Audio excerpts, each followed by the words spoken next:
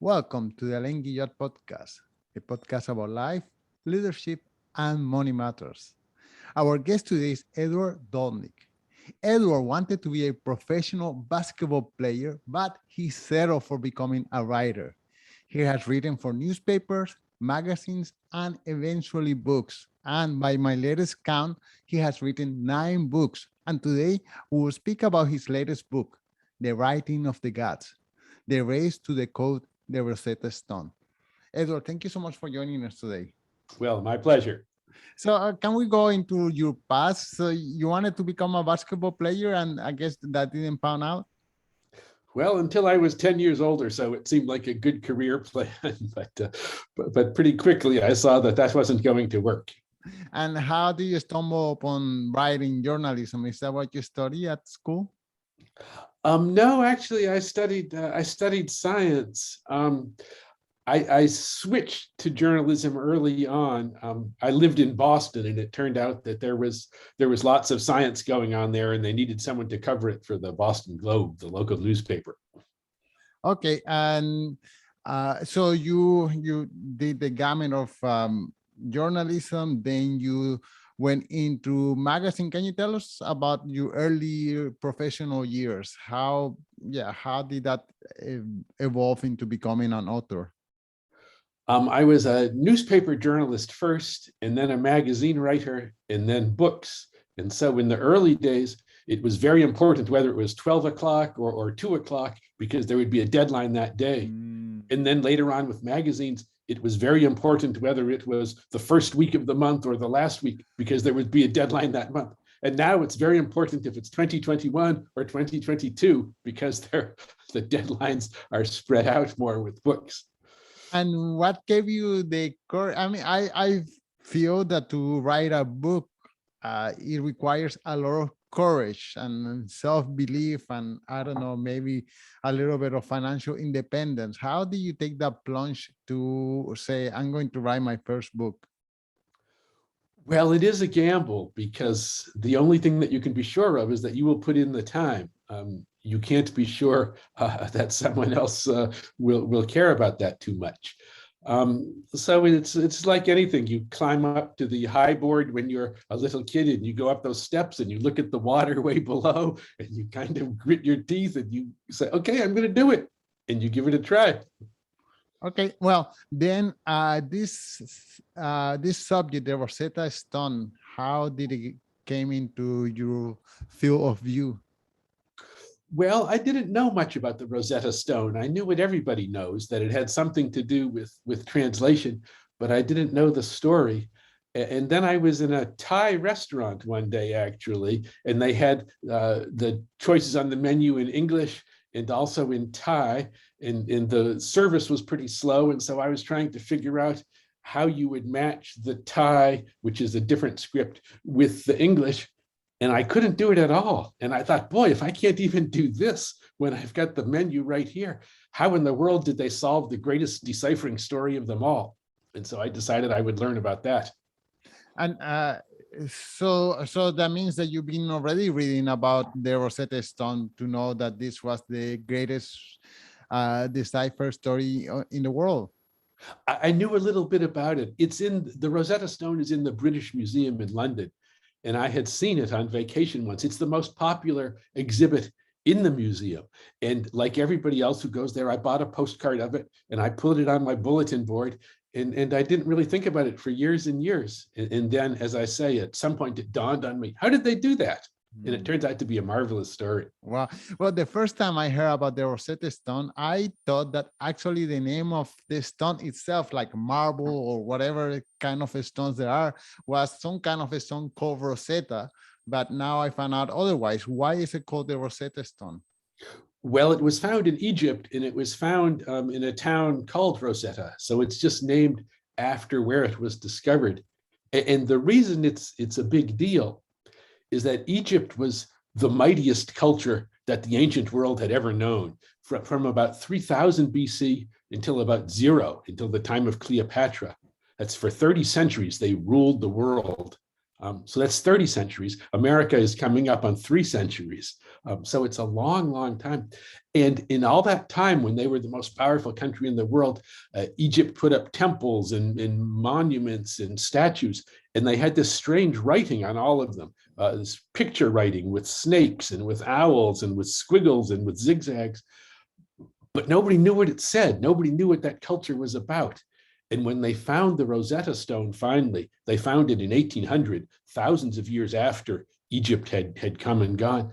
When they finally found it, they thought, at last, now we'll know what this crazy, mysterious culture was all about. Wow, so that's quite sad. So Egypt was the biggest or most powerful empire for, you said, 30 centuries.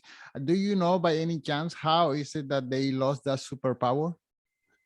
Well, it did last a long, long while. So it's not as if they frittered it away. But at the end, it was a matter of conquest. They were conquered.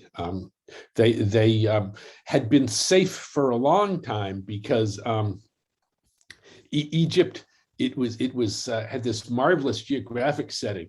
The whole country it had big desert to one side of the Nile, big desert to the other side, so nobody could come that way. To the north was the Mediterranean Sea, and in those days nobody could come by sea. The Nile had rapids, nobody could come from the south up the rapids, so they sat there safe and rich. Wow.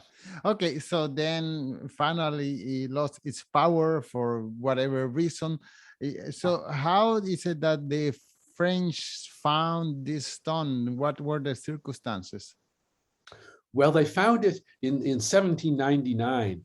So this is a long, long time after Egypt's heyday. And what happened is that at that point, the 2 great superpowers in the world were England and France. They were fighting all over the globe. In one of the places that they knocked heads was Egypt. So the French were there with Napoleon, the English were there, and it turned out that the English defeated the French, and that's why the English grabbed the Rosetta Stone, and that's why it's in the British Museum today and not in France in the Louvre, because the British looted Egypt and took the trophies, and they kept them. Right. Okay. So yeah, that's. Yes, I'm gonna fast forward. Has the Egyptian government maybe say, "Hey, we would like to have that stone back"? Has that happened? And if so, what has been the response of the British government? Egypt would love to have it back. Probably in justice, that's what would happen. It's not likely to happen in practice. It's such an important artifact. That the English who have it are going to work hard to hang on to it. That's always the story. Once upon a time, someone grabbed these trophies, and now the rightful owners say it belongs to us. And the owners say, the present day owners say, well, we'd love to give it back, but we're not sure it would be safe, or it'd be too much trouble, or something. It's very hard to restore these things.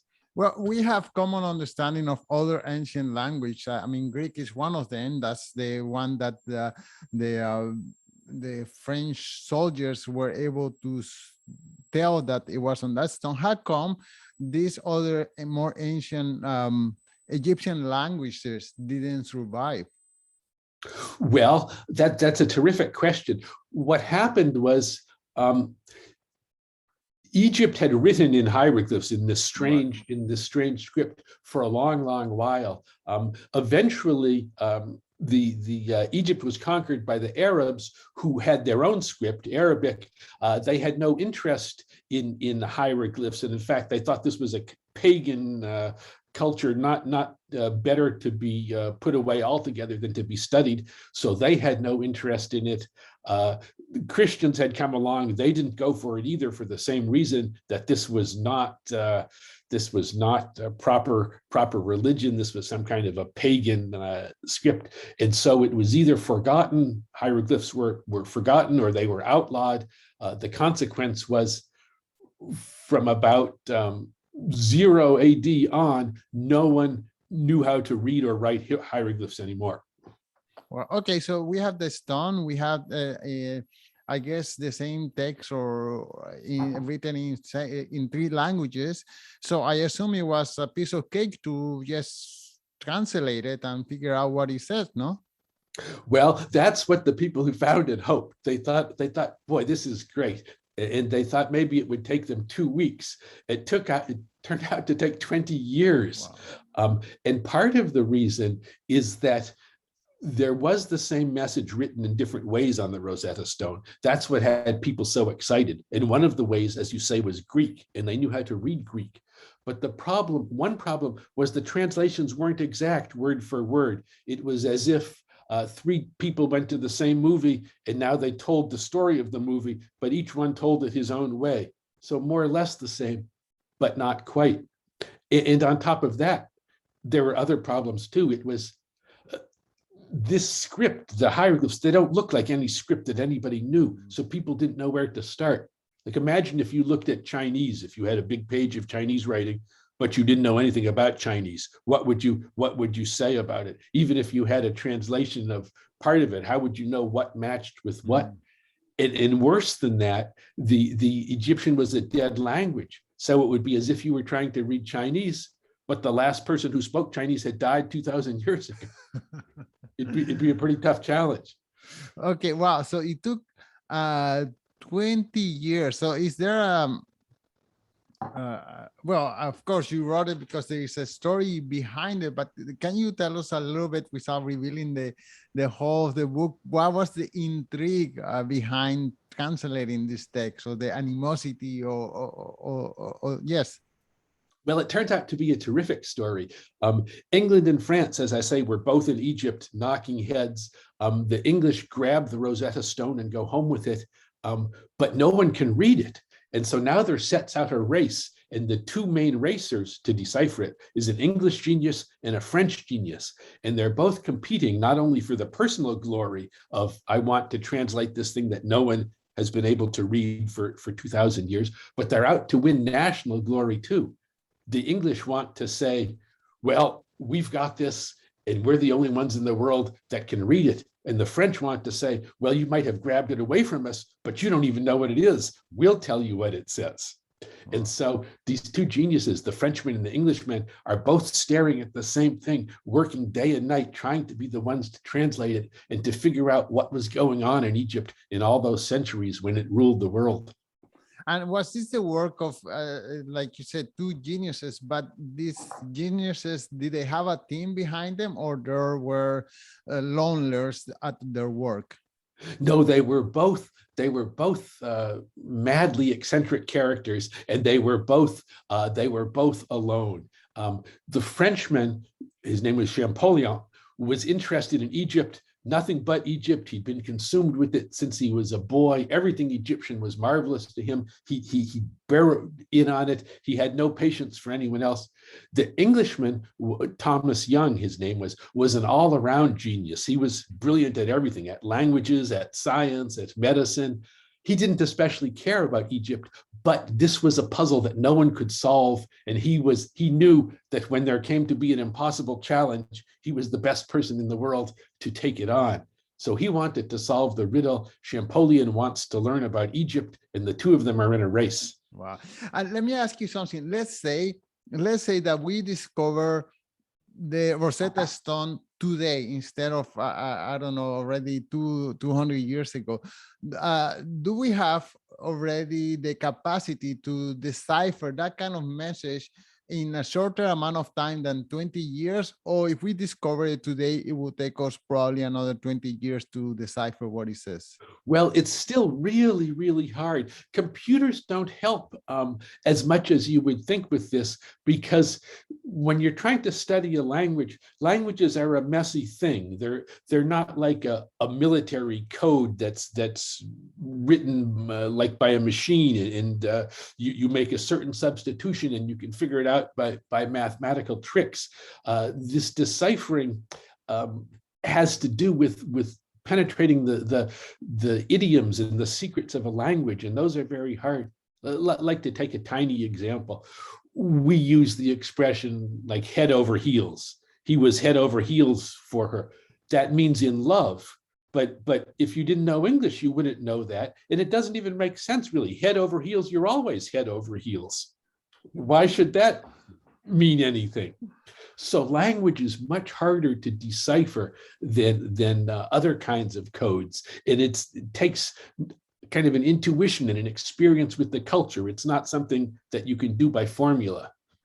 Well, my best friend is an English teacher, and as you can tell, English is not my first language, and I'm constantly asking her, why you English people say this in this fashion? It doesn't make sense to me. And she says, well, she just come up with a logical explanation, or she just tell me, well, that's because that's the way it is, and shut up and don't ask any more Yes. questions. Well, she's exactly right. And that's very important. And it comes up 1,000 times. There are strange idioms. And in English, there's all kinds of spelling things that don't make any sense. And there's grammar that's completely crazy. And if you grow up with it, you just say that's the way it is. But if you try to learn it, it doesn't make any sense at all. And when people tried to read this Egyptian, which was a dead language, they had all that kind of problem. Plus, they didn't have someone like your friend. They could say, what's going on here? They had no one to turn to. Right. Okay. So now this Rosetta Stone is practically the key to understand all these drawings and hieroglyphs that the Egyptians have all over the city or Cairo, or I don't know where. Can they now go and into all these archaic buildings and decipher what it says, or every building is a new challenge?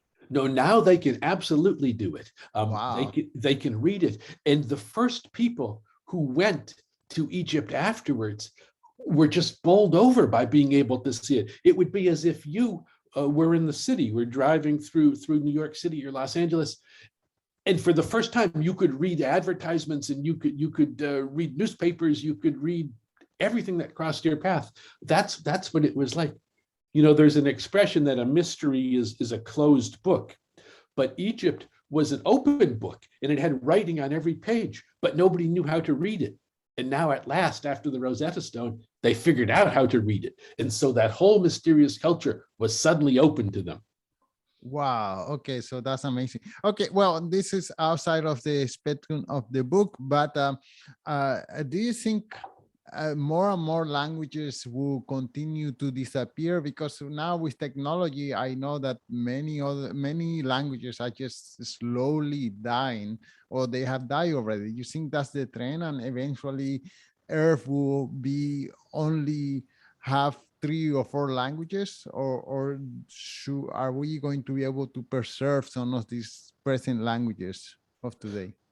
Well, you would hope they would endure, because every language is a culture. But you're likely right that they are disappearing fast. There was one language in the Amazon rainforest where it was spoken only by the members of a particular tribe, and that tribe was attacked by another tribe, and the last living speaker of that language was a parrot that belonged to someone in the tribe that was wiped out. And so the linguists were frantically trying with the parrot to learn every word it could remember. Wow, that's very sad. Okay, well, I guess, everyone seems to be learning English nowadays. You think with time, English will continue being the predominant language, or maybe Chinese will take over? What's your sense of the future now, since you have studied the past?